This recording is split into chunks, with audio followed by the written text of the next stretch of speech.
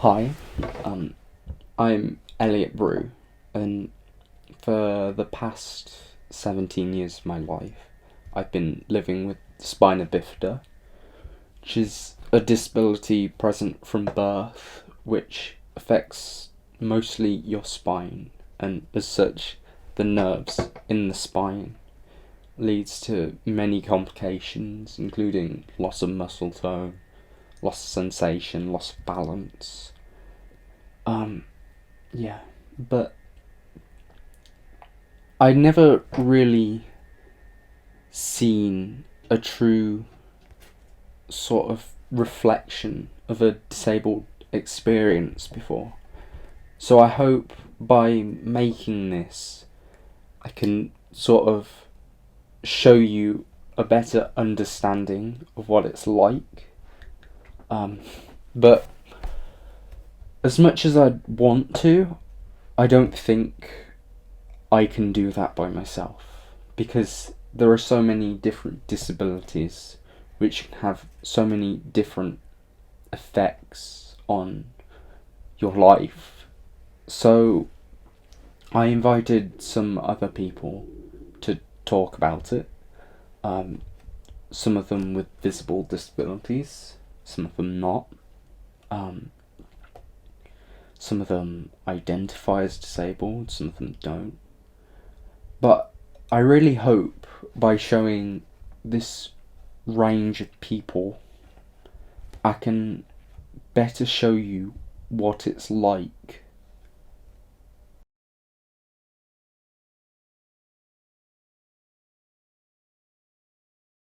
I'm Indy.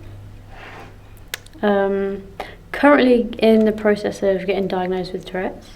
Yeah. At first got misdiagnosed with chronic hiccups. Oh, wow. So they're not quite that anymore. But yeah.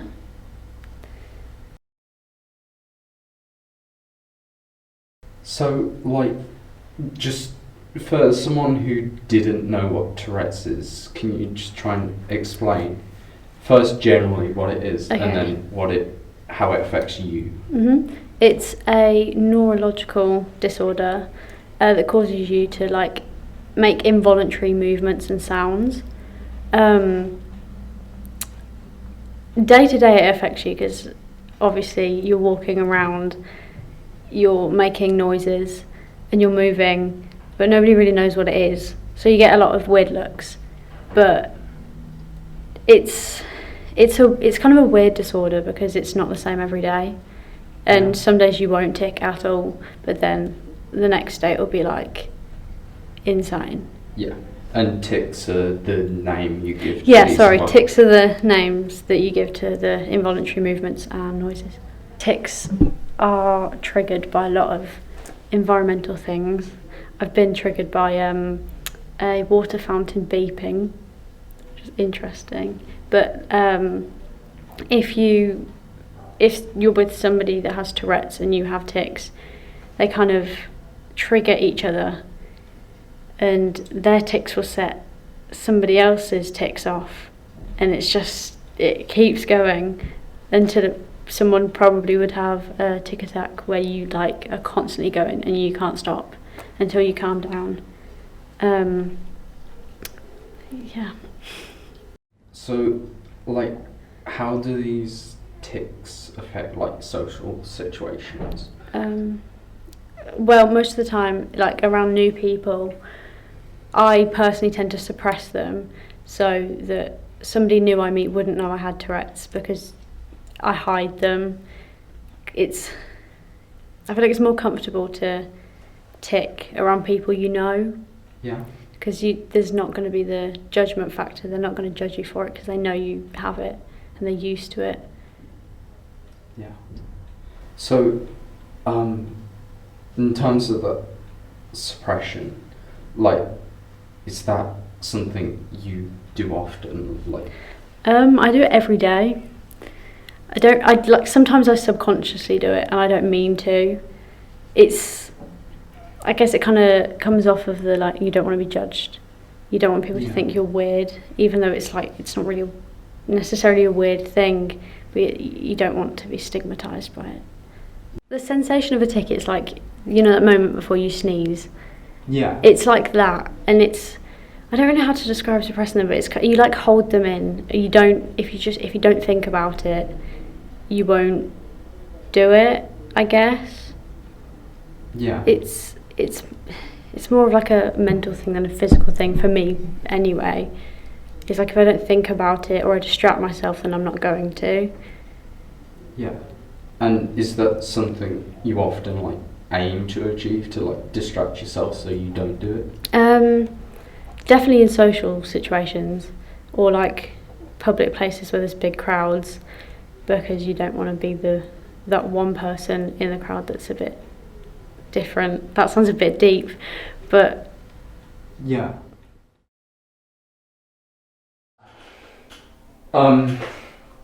Just like introduce yourself first. Is that fly not going to be annoying? I hope not. Introduce myself. Yeah. Hello. I'm Irene, Yeah. Eliot's mom. What else do you want me to say? I can't tell you how old I am because, obviously.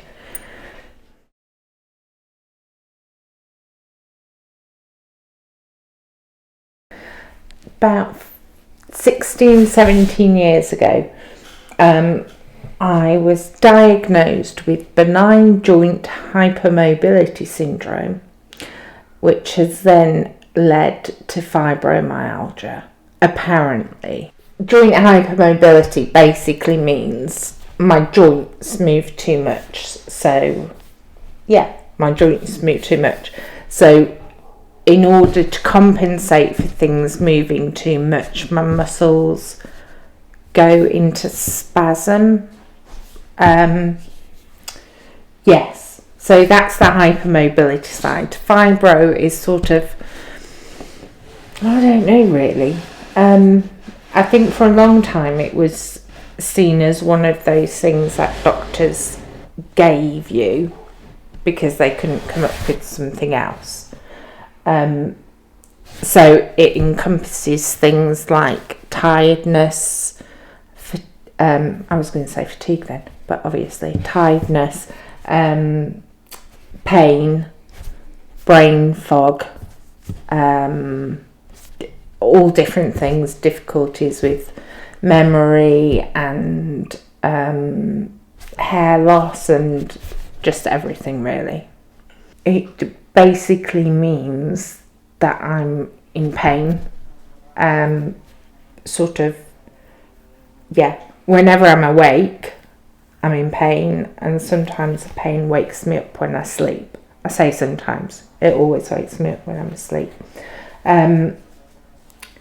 So, yeah, I sometimes have days, like probably today, when I can't find the words that I want to say.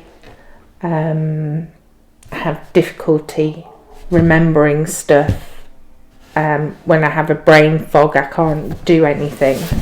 It's like your head sort of filled with candy floss. Yeah, but the worst thing for me are the muscle spasms, which are incredibly painful, but also mean that I seize up quite a lot, so I just can't move at all. Yeah.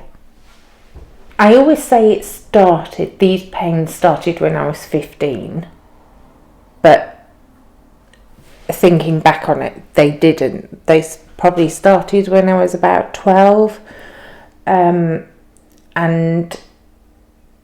it was then basically pain. So I couldn't stand up, I couldn't sit down, I couldn't lie down, and was sent to the doctor. And then from that point on, I was basically told by all the doctors that it was in my head.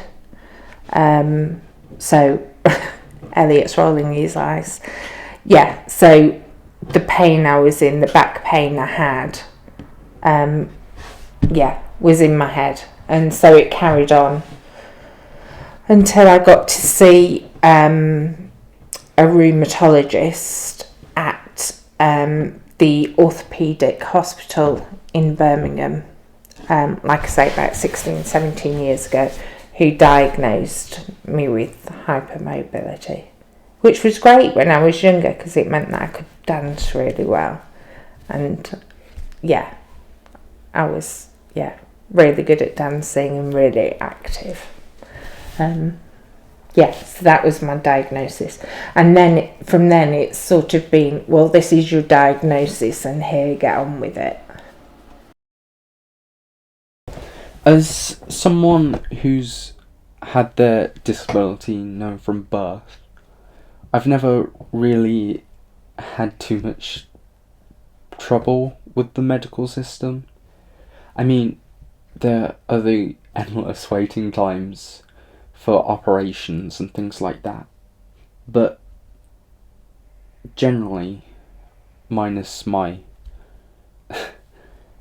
like irritation at all the operations and stuff, they've always been really good.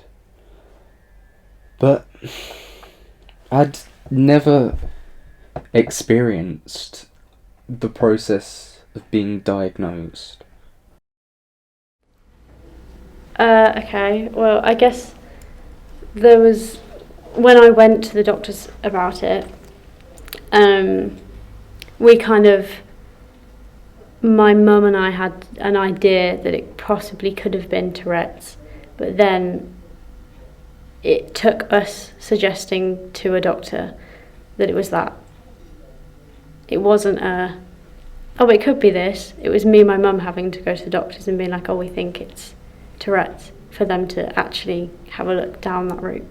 So doctors don't try and explore it without... Well, because mine started off as hiccups, they looked into my stomach and any stomach issues it could be, if I had a paralysed diaphragm, and then when it wasn't that, I just got sent off with loads of medication and got told to come back in 2 months, and then I came back in 2 months and it was, just try them again, and then obviously when they weren't really working, we obviously phoned the doctors and we were like, it's not hiccups anymore, like she's shouting things and she's making movements, it's not going to be a stomach issue. And then we're at, where are we now? Now we're here and I'm on a waiting list, and I have been on a waiting list for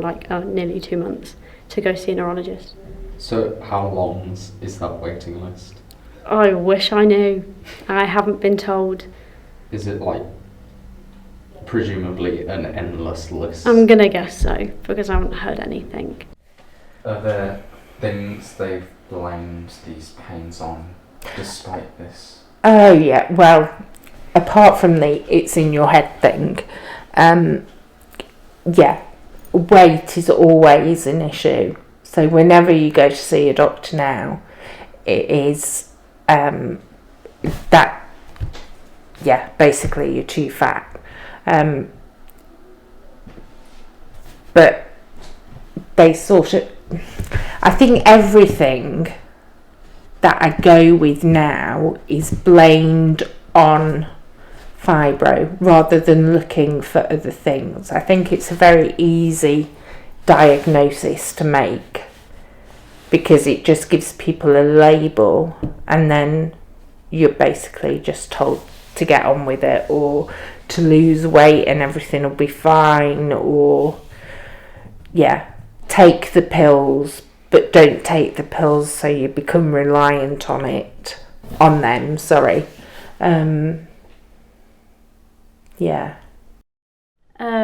You have to have, I'm pretty sure it's at least 2 either verbal or motor tics and then one of the other for at least a year. before they consider getting you diagnosed with Tourette's. Do you think that's a good system? I'd say it's efficient in the way there's a lot of other tic disorders, and there's a lot of underlying causes for tics, like you can get anxiety tics and OCD and ADHD, and I think it's efficient in solely getting diagnosed with Tourette's, but I think it's a bit of a lengthy process and very frustrating process.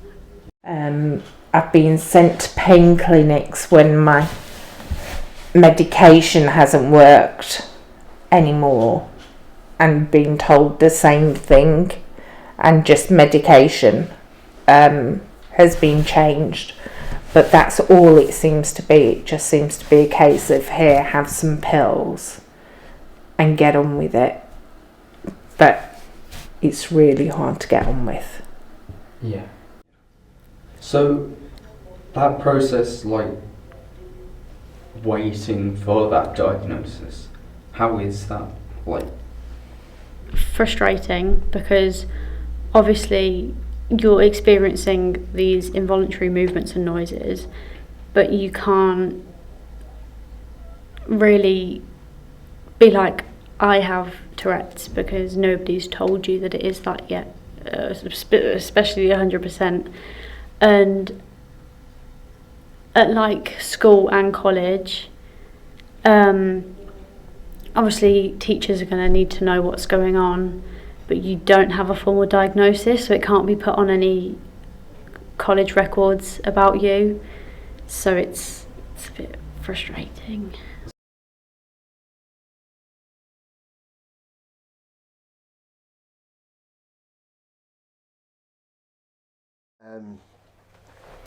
My name's Jeremy. I'm 48 years old.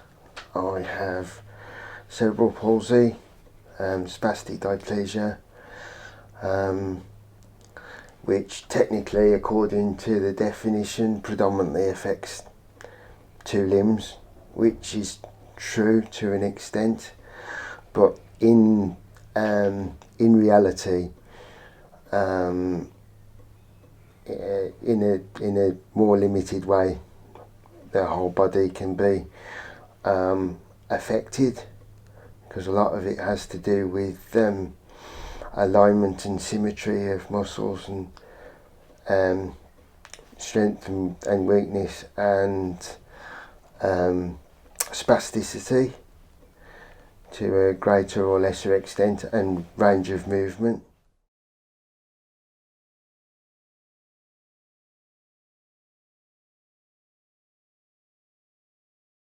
The broad ways in which it has an impact is that everything takes so much more time and planning. I think if you go supermarket shopping, then when you return with your shopping, it makes a difference between getting 5 trips to get the shopping in rather than 2. So therefore, it takes twice as long. So there are all sorts of considerations of that nature growing up, but and in life more broadly, and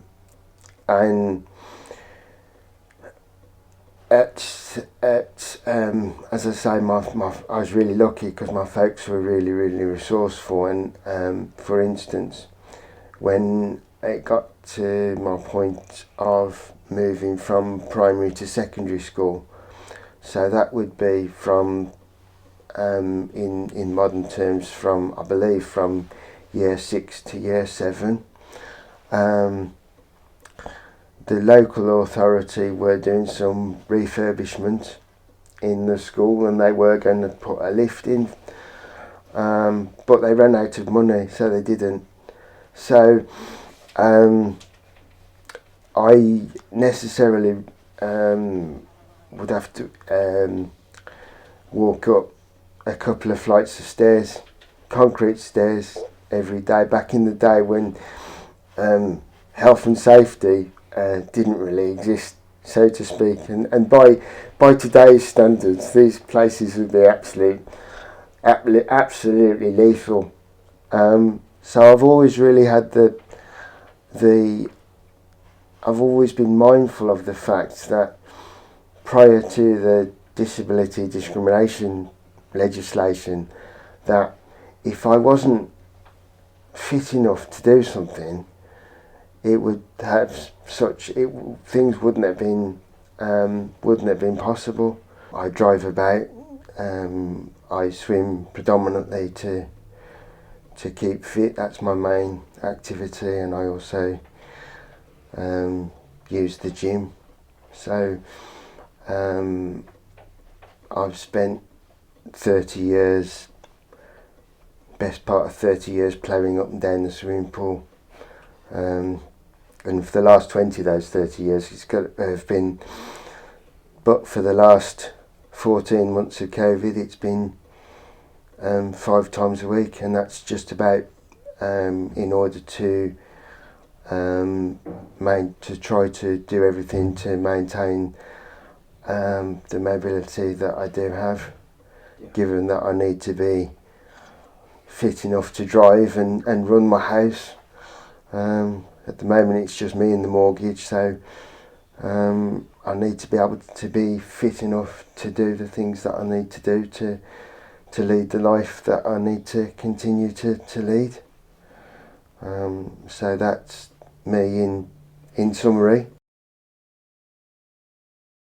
Hi, my name's Molly Martin, and I'm helping with the project.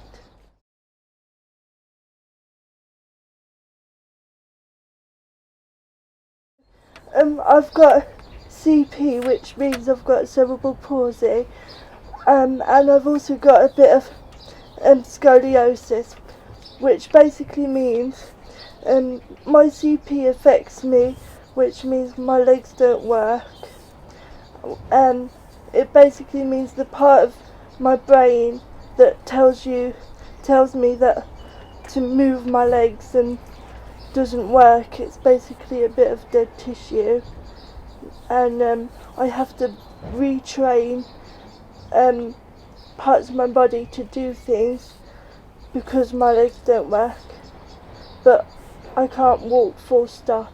So, and scoliosis is basically you've got a bent spine, so it doesn't go the way it would normally go. Mine is like a question mark, so it bends from the top to the bottom. I had metal rods put in to help me straighten out, so that's helped a lot, but it's still there a little bit. It's why I can't really sit up straight myself, and people have to actually help me move forward, which was basically how it was before. I can't transfer myself, so yeah. Okay. So, on a day-to-day basis, Yeah. how does it affect you compared to other people? Well, the main thing is that you have to help me, like, get up from bed and, like, do the physical side of it for me. Like, I can't dress myself. And yeah, so, and I can't walk, obviously. That's the main thing that you see.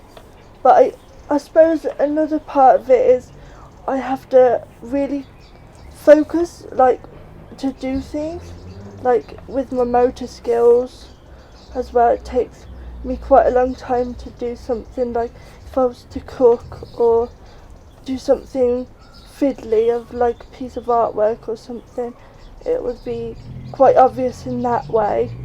So yeah, because being disabled, they give you like money to help you wear, like benefits and that, which like is to help with your care support, make sure you've got enough of what you need just to live, really.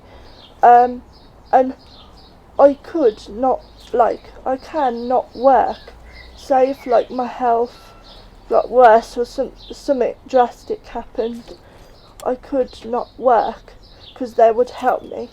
But I don't want to miss out on that because of my disability.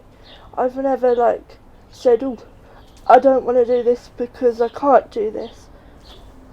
I've always tried to find the other way of doing it, and I think that's my mum and dad have always told me, just think about the other way. You can't do it this way, but try it the other way. And that's how I've always tried to do it.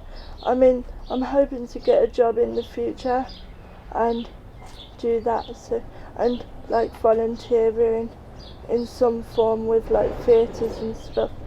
So yeah, it might be different. They will have to make adaptations because I can't go a full day or something like that. But yeah, but I still want to do the same as everyone else, and it doesn't really bother me that they might look at me and say, oh, can't really do that, and I'll be like, yeah, no, can, thank you.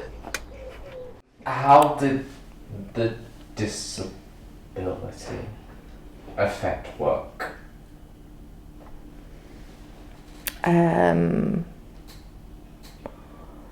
It has meant that I can't work doing the things that I did before.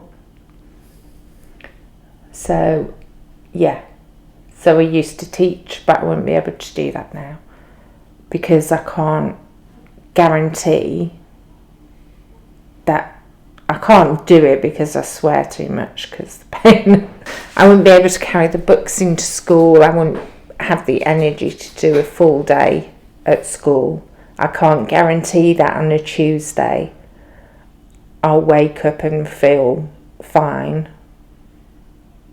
or that on Thursday I won't need to sleep all day because of some random thing that happens, like I get a headache or my brain fog, or yeah, I have to lie down because I can't actually do anything.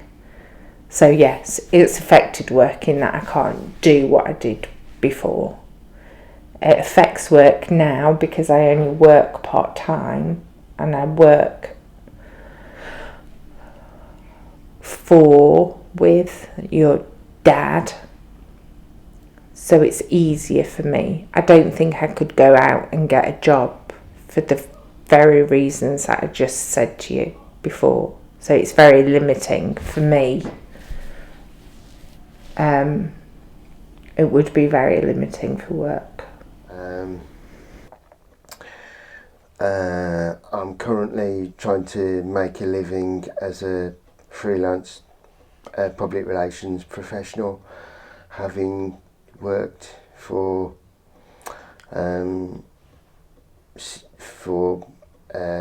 16 years for the most part as an assistant press officer with West Midlands Fire Service. My typical working day would be, my alarm clock would go off at 4 in the morning, so I'd be up, and by 4:30 I'd be in the swimming pool at 6:30, such that I could be in and out of the pool and away and drive into town and be at my desk having climbed 2 flights of stairs for 8 o'clock in the morning. And I did that day in, day out for the best part of 16 years. And I'd kind of love to get back to that, really, because it sounds arduous, it sounds horrendous, but if you enjoy the job that you're doing, it actually keeps your brain going. Again, it comes down to motivation. I could quite easily run on caffeine and come home sort of 12, 14 hours later. As I say, I used to work for West Midlands Fire Service as an assistant press officer, so if there was a big fire or a major incident, then the time frame around managing that wasn't always predictable. So at busiest times, days could get really, really long, but I could, because of the motivation around it, and because I was enjoying what I was doing, it'd be typical for me to get. I could probably live on too much caffeine, but 4 or 5 hours sleep would be plenty, really.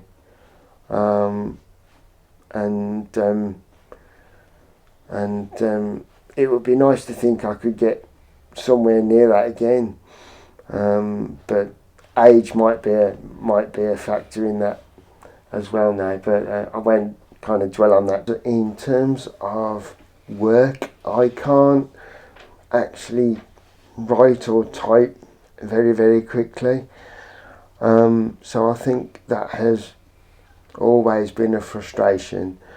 I use voice recognition software now, but certainly when I started certainly my first postgraduate job at the beginning of the century in 2001, I first was introduced, just to put it into context, I was first introduced to voice recognition software at version 7, and I think the current version is version 14 now. So in effect, the technology was more of a hindrance than a help. In terms of interviews, I mean, more recently, if things had been different, I would have if I'd have been lucky, I'd have got one of the jobs that I'd applied for. And in terms of whether they've particularly affected me, I've always taken the view that, if there's somebody better than you on the day at an interview, then so be it. And I've always taken the view that, if I'm not good enough for the job, then don't employ me because I'm disabled. If I'm not good enough, then I don't want the job. Thank you very much. But equally,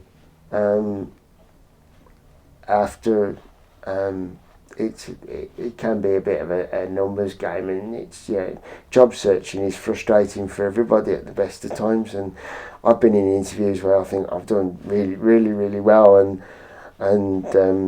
I've got a good chance. And it's probably the one of the few disciplines where I can think of, other than Olympics, where coming second, it doesn't do you any favours when you're going for one job and the feedback you get says you did really well, we really, really liked you, and etc., etc. There was just somebody else slightly better than you on the day, and as I say, there's no sort of consolation prize for coming second, so that in itself gets frustrating. People have perhaps said to me, have you been discriminated against at work and discriminated against in job interviews? And I can't overtly say that I have. I think if there is a caveat to some of the equality legislation, it's always been that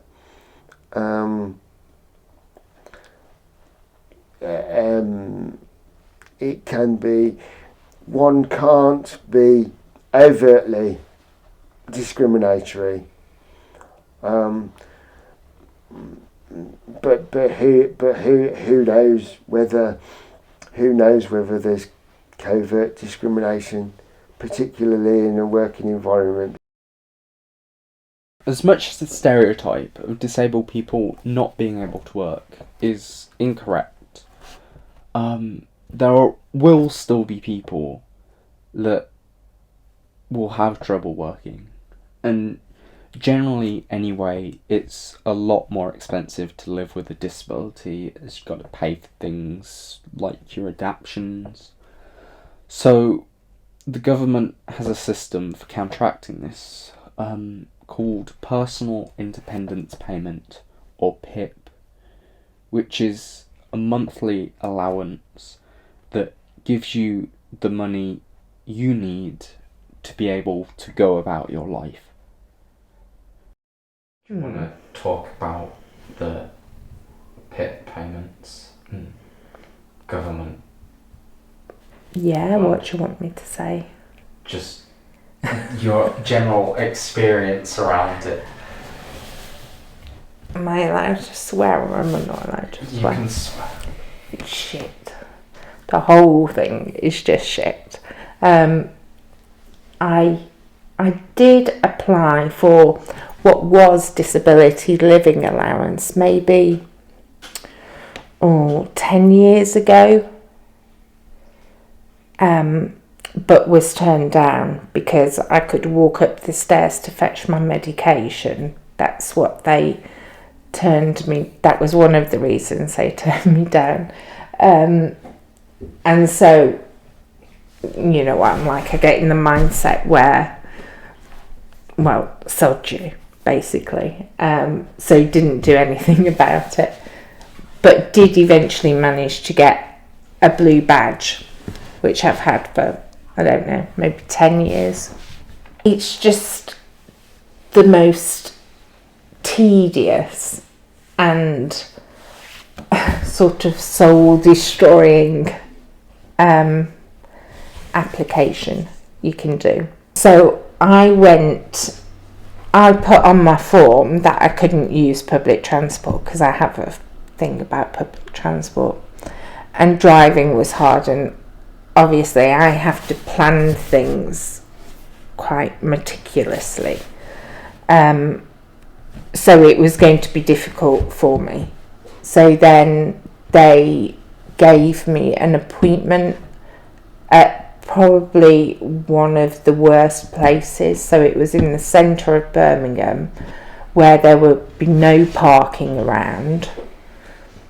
And so it's almost like they pick the test centre. I'm not saying they do, but it's almost like they pick the test centre that is directly opposed to what you've said on your form. So I went for my assessment, and and that was that, really. How helpful is it to you to have that payment and the stuff that goes around it, like the blue badge and stuff? For me personally, the PIP payment pays for things like the dog walker, because I can't get out to walk the dog anymore. It did pay for a cleaner because I can't really do that very much. The gardener. So it pays for all the things that I can't do anymore. So it's important in that sense, but the crucial thing for me, it was the blue badge, and there's always been the blue badge, because without that badge I wouldn't really be able to go many places. It's hard enough with the blue badge, but without the blue badge it would be nigh on impossible.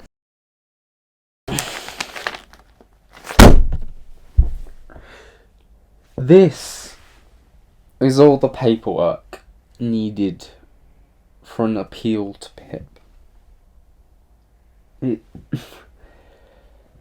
It takes hours of work where basically all you do is tell someone everything wrong with you.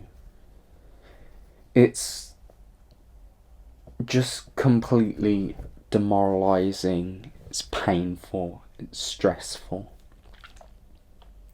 And what makes it even worse is when they reject you or don't give you the amount you need. It feels like the very system is just there to make the government look okay. It's not there to help you care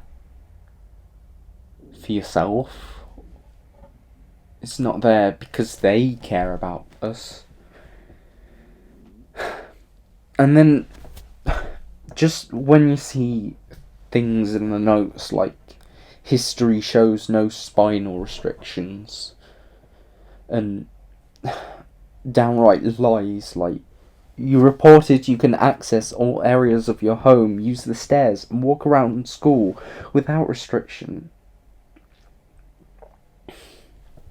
It's just, this is how the government expects us to be able to live our lives. And yet, through the application, what they're trying to do is save as much money as possible. And I don't think I need to explain why that's just wrong. Can you talk a bit about accessibility and the importance of accessibility? Yeah, I mean, you know, when I was growing up, you weren't allowed to take a wheelchair into the cinema because you were perceived to be a fire hazard and a risk. So, and equally, if I remember being out shopping, and you know, if you need the toilet, I remember having to say, yeah, we've got a disabled toilet, or a toilet you can use, but it's on the first floor. So if you couldn't walk up the stairs, you couldn't get to, you couldn't get to the toilet. So that's the sort of environment that I grew up in. Accessibility is an issue you'll often hear disabled people talking about. It's the idea that the world should have the access there for every disabled person, regardless of their disability, and allow them to access whatever they need to survive. Now, there are plenty of debates going around on whether the fully accessible world is even possible. But from my perspective at least, one thing's certain: the way things are now and the way things are going, it is way too difficult for disabled people to go about what they need to do to live. It's only natural for retailers in a competitive and in some respects diminishing high street to pack shelves as high and as broadly as they can, and if that means that an aisle is too narrow for a wheelchair user to get in, that makes things problematic. More recently, because of COVID regulations, high streets have become less accessible because in order to increase social distancing, I've noticed in my local high street that a handful of the disabled parking bays have been effectively wiped out, And the Blue Badge scheme, for example, it's a couple of years ago, it was rightly extended to include people with autism, for example, which was brilliant. But again, I made the point very, very quickly that, and I read some statistic that the ratio at the time, the ratio of blue badges issued to spaces available for every 7 blue badges legitimately issued, there was 1 disabled parking bay on the road, and that's something that concerns me about making lots of changes to the environment as well, because the number of with the emphasis on driving less and less from the powers that be, the chances of there being any more disabled parking bays is negligible. So all these little anecdotal challenges, I guess, mount up. So you've mentioned the disability legislation a lot. Can you just explain what that was, and then how much it meant? Well, it means that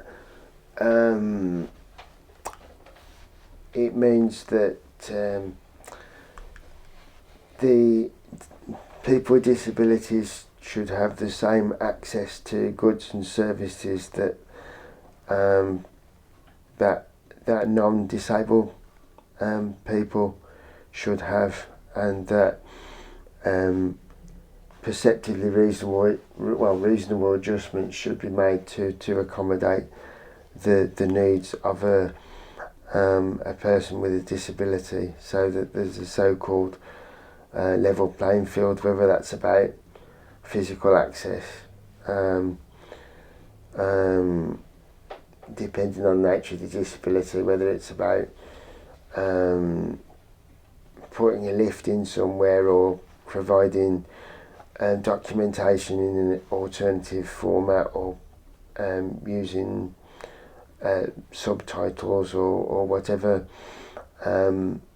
means necessary to accommodate the disability, such that it doesn't prevent, in theory at least, it doesn't prevent a person with a disability undertaking the same activities as a non-disabled person. Again, I think what the Disability Discrimination Act did do in its original form was, people may not have necessarily known what they were supposed to do in order to make things accessible, but they knew that they were supposed to do something. So therefore, it changed in lots of respects, helped to start to change the culture at least, so that things like university, for example, become the norm rather than the exception. I think it's largely due to the acts that have been passed, like Discrimination Act, Equality Act. It's by law now that you have to have some form of disability access in restaurants, pubs, museums, things like that, so they have to have it by law. So that has definitely changed a lot due to the things that have progressed in the past, like with the acts and stuff.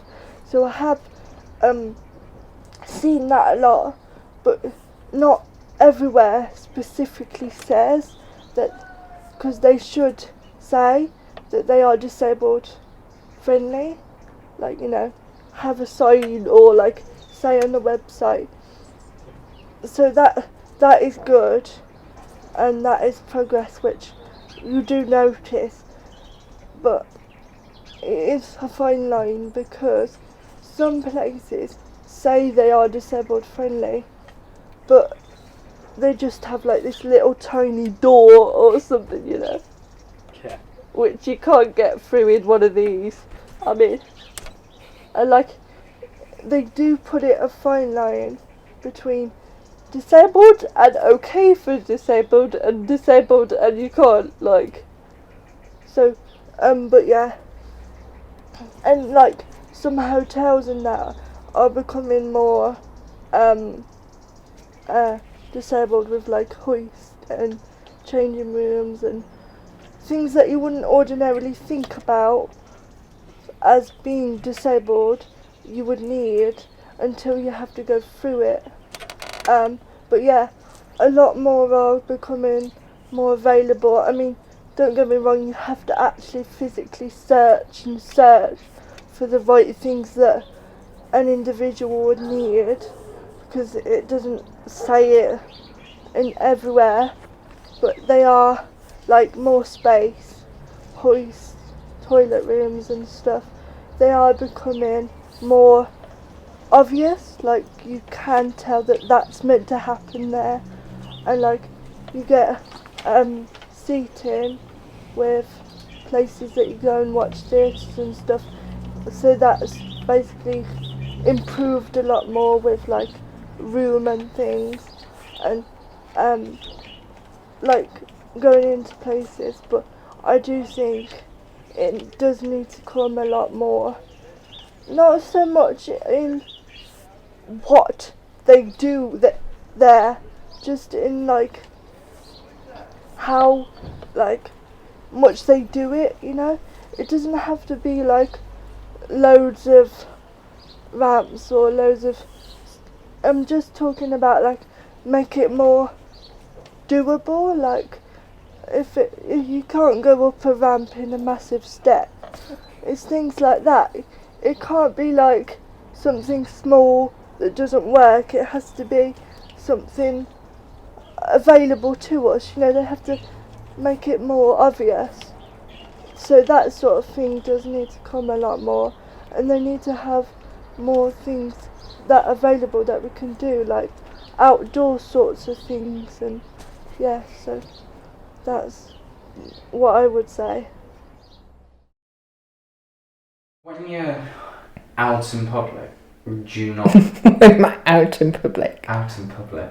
Yeah. When you're like Out. yeah. Yeah. Do you ever like think about how other people see it? Really? Yeah, but I think I've always done that, really. I've always worried about what other people think about me. I suppose the only times I worry now are like if I hold someone up. Age has probably got me to think that people don't really think about other people that much.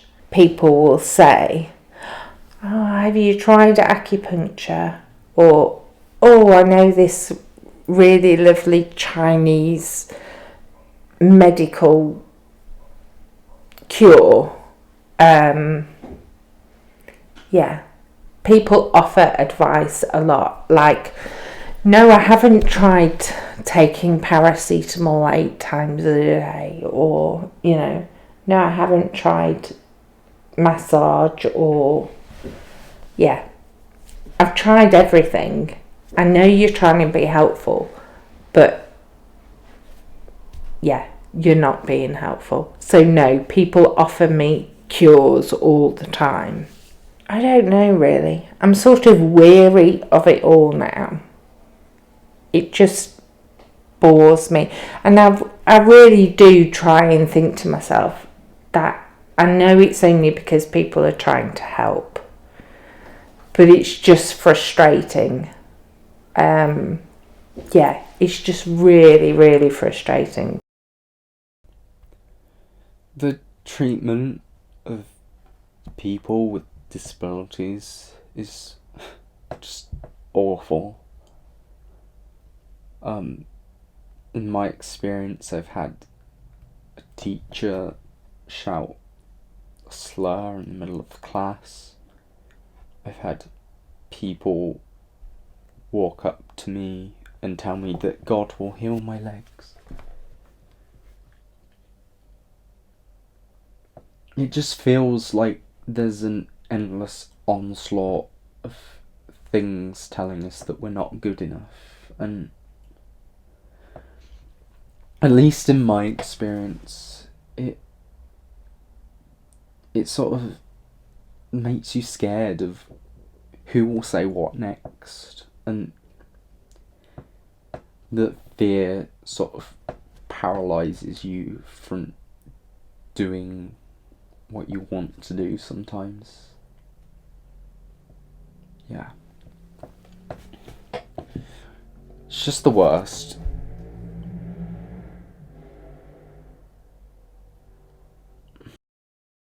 Typically, I used to get comments like "Stop jumping, Sharpe," because I'd have a spasm. I had one lecturer who'd have a cane because it was only a few years after corporal punishment was outlawed in schools. So he'd bang his cane on his desk or on the blackboard, as it was then, back in the day when you had to write everything. And so he'd say, "Stop jumping, Sharpe, you're worse than a jack-in-a-box." And I wasn't in the slightest actually offended by it. It was just something I regarded as fairly normal, and got on with it, and such was the language of the day, and I guess it's fairly similar with other strands of equality legislation, whether it's gender or race equality, whichever strand it might be. The language was completely different, I guess, which is why one of the reasons why I know that some people tend to get perhaps hung up on what I would say hung up on language, and it becomes really, really important to them. Personally, it doesn't particularly worry me too much.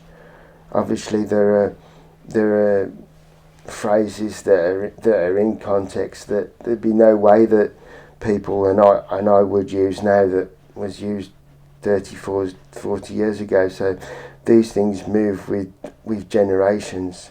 I'm just so grateful that my younger contemporaries and those that follow me don't have to deal with some of the things, some of the issues, some of the language, some of the abuse, some of the environments that I had to deal with growing up in the 1970s and the 1980s.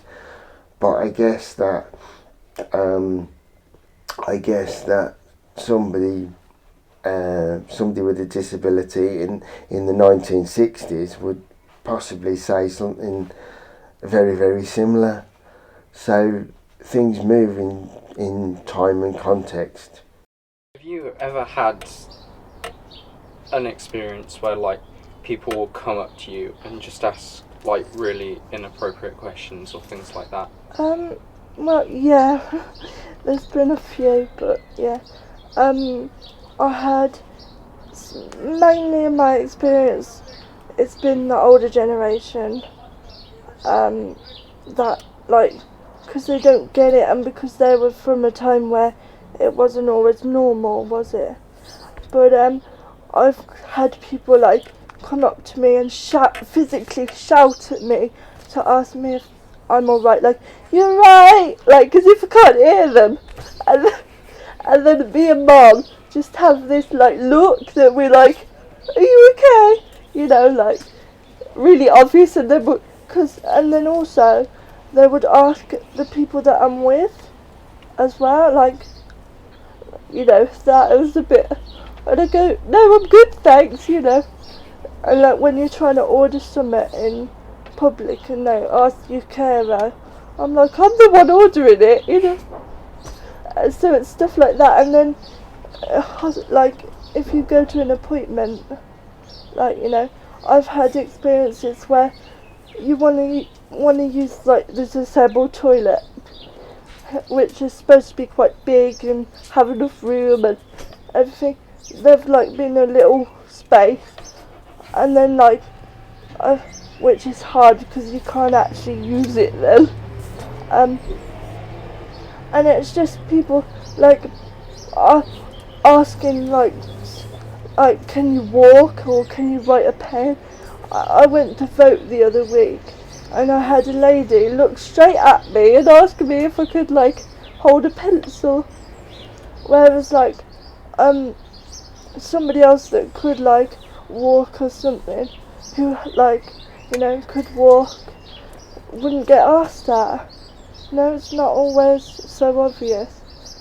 But yeah, and it's just things like that. I mean, you're used to it. It's like one of my relatives says to me, because it can get quite busy, and like you get people coming straight at you, like not even like blind to what that you're even there, And she said to me, "Doesn't it bother you?" And I'm like, "Well, yes it does, but if I didn't do it, I wouldn't do anything. So I'd rather just ignore them and it be their loss, not really paying attention to me, and just get on with my life, and just do it that way, and just enjoy what I have got, really." I will tell anybody anything about my disability if it helps them to learn, appreciate, understand, share. Because at the end of the day, none of us are telepathic as far as I know. So yeah, I've got no problem with telling people about my disability at all. I think it's helpful. I think that an opinion is never wrong. It can be ill-informed, but everybody's entitled to one. And the more that, again, it comes down to knowledge used in the right way is power, as far as I'm concerned. So yeah, I don't think it's if as an able-bodied person, just ask the question, and if somebody, in my view, if somebody feels offended because you've asked a question, or doesn't like what you suggest, or doesn't like it, or makes some comment, then you've got a chip on your shoulder. Recognise that because again, I think most people, it's not done out of malice. People are just trying to be helpful, and if you're not prepared to accommodate people's approaches, or you consider your automatic response is defensive, or you perceive everything as being patronising, then I think that's completely unhelpful and counterproductive. So yeah, I've got no problem telling anybody anything that they want to know, really, if it helps build a relationship. Because at the end of the day, at the moment, I need an army of friends just like the next person, because life's hard. How much do you as a person want to be defined by your disability? Would anybody like being defined by it? Well, I don't mind to be defined by my disability, because my disability is who I am. It is who I am, and it has made me who I am. You shouldn't define a person by what they can't do. You should define them by what they can do. fact that I have this isn't me, just as the fact that you have what you have, it isn't you. Like, if I didn't have it, I wouldn't be the way I am. If I didn't have the experiences, I wouldn't be the way I am. So I don't mind being defined by it, because I don't know any different, you know? It's who I've always been, and it's made me who I am. And like, I just wish, like, if I had to be defined by it, I'd want them to just see me and not the chair, I suppose. But I don't mind. It's not something I'm ashamed of, because it's who I am. It's all I've ever known. And like, because of it, I've had experiences. Good, definitely good. And bad, yes. But without those, I wouldn't be here.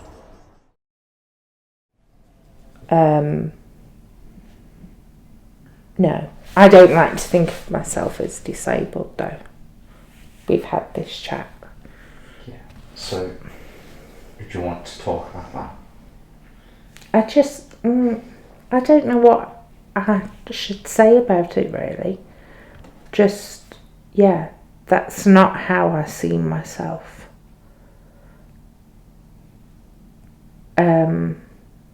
Yeah. You shouldn't, yeah. I don't know what to say, really. Just as I've said, you shouldn't define a person by what they can or can't do.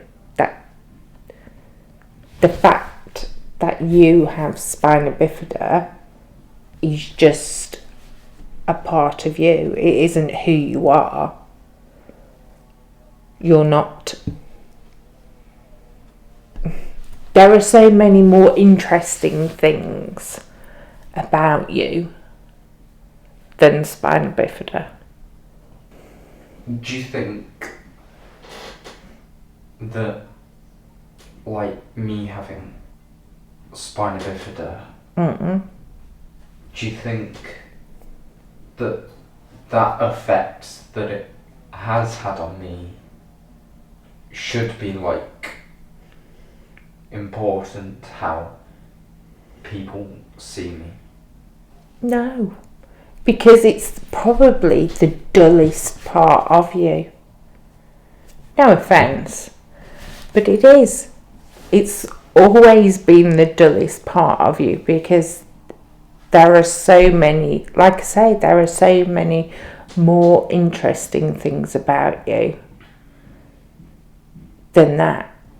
Obviously, these things have an impact on us as individuals, not your spina bifida. Your spina bifida has an impact on you as a person, just as my whatever I've got has an impact on me as a person, but it's not the be all and end all. A disability shouldn't be what people initially think when they think about you. As disabled people, I find we're often defined by our disability. Now, whether this is a good thing or not, it does depend on who you ask. For me, I don't mind it as much as other people probably justifiably do. I think it's one of those subjects that it really depends on who you ask.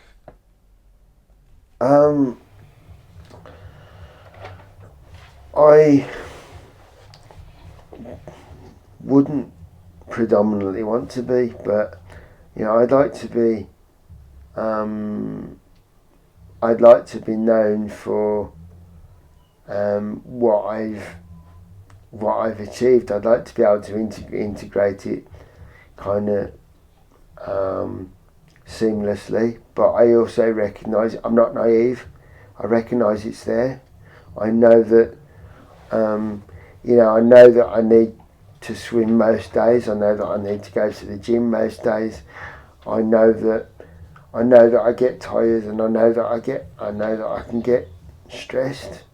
I know that I need to be able to get about and drive safely. I know that it takes me probably an hour to get up in the morning, because it takes me 10 minutes to wrestle with my shoes. So and as I say, it takes so much more.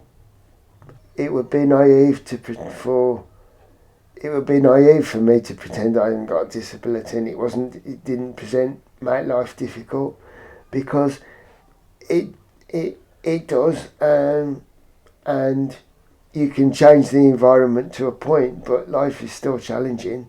But it's challenging for lots of different people for lots of different reasons. So whilst equality needs to prevail, and disabled people need, quite rightly, to have the same opportunities as non-disabled people, you can't avoid the fact that we have a disability. How do you think it has affected your view on the world compared to someone who's able-bodied? It's made me look at it way differently. And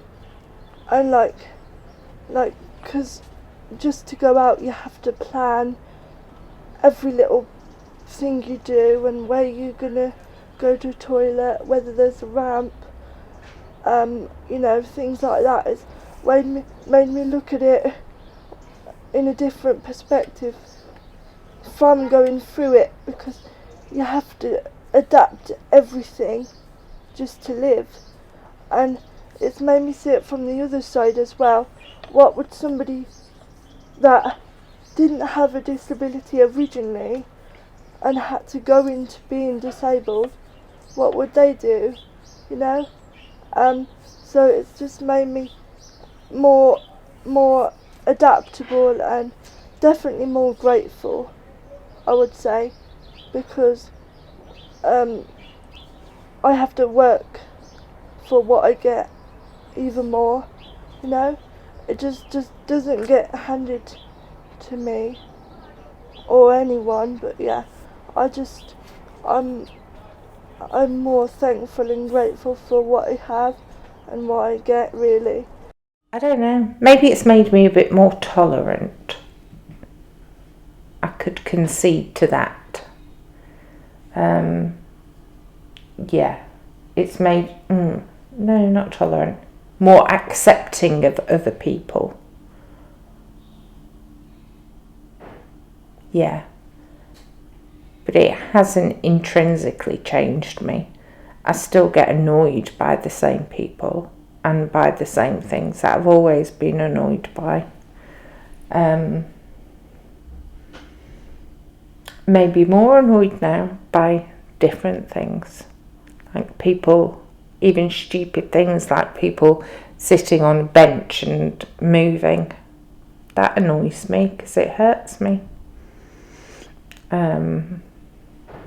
Yeah, people not moving out of the way when I'm walking down the street, because to them it's just walking in a straight line, but to me, if I have to deviate off that plan, it's a couple of extra steps, which means maybe a second less before I get the next spasm.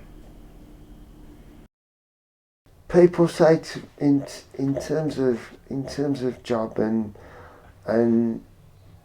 and so on, people have often said to me, it's that cliche, I think it's a bit of a cliche question, but they say, right, if you had no restrictions whatsoever, in an ideal world, what would you do for a job? And I'm like, well, I can't think like that. I don't know whether you've experienced the same. People have said to you, in an ideal world, what would you do? And I really can't think like that, because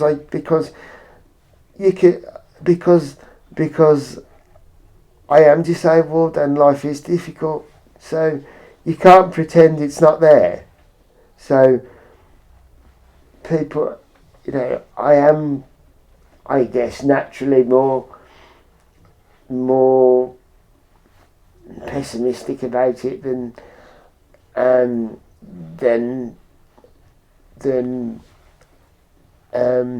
I might otherwise be, I guess. But again, that's because I grew up when legislation wasn't in place, when you had to battle.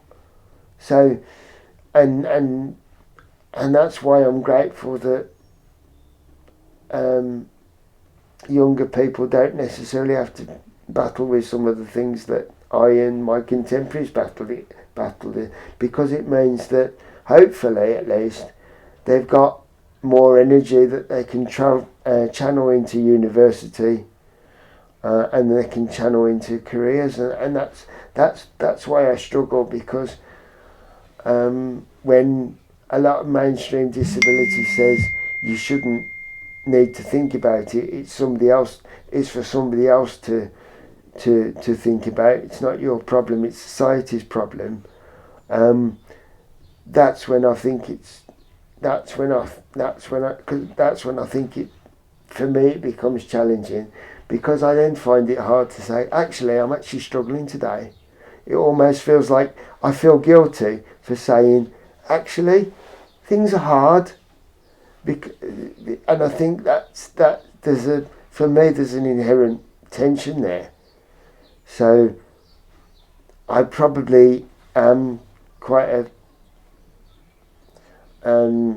a glass half empty person, but I don't really know how to be any other way. I try to mitigate stress with, you know, relaxation CDs, and sometimes it works and sometimes it doesn't. But you can only go with your experience.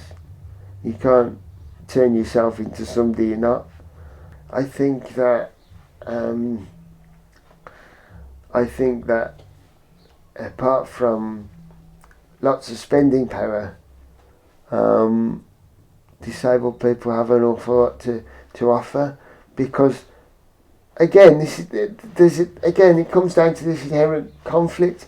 The reality is that a lot of people with disabilities have had to overcome challenges that many non-disabled people or able-bodied people, whatever terminology you're comfortable with using, haven't had to deal with. So that makes you arguably stronger, more tolerant, more appreciative of other people with similar or different challenges for for any other reason. I'd like to think it makes me more empathetic and somewhat more tolerable of and accommodating of other people, and more perceptive. So I, you know, if you've had to strive for something, then you feel more like you've achieved something, in my experience, and you can use that, and you can bank it, and you can bottle it, and you can share that experience, and other people can gain from it. So yeah, it is.